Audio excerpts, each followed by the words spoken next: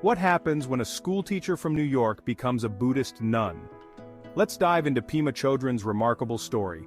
Born Deirdre Blomfield Brown, Pema Chödrön grew up in New York and lived a pretty normal life until everything changed. After facing personal heartbreak, she discovered Buddhism and, in her 40s, became one of the first Western women to be fully ordained as a Buddhist nun. Through books like When Things Fall Apart, Pema shared practical wisdom on how to face pain, uncertainty, and fear with compassion.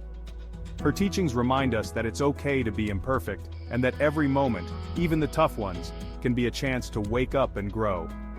Today, Pema Chödrön's gentle, honest approach has inspired millions to practice mindfulness and kindness, both on and off the meditation cushion. Her journey shows us that transformation is always possible, at any age and in any life. So next time you're feeling stuck, remember Pema's words: start where you are. Your path to mindfulness could begin right now.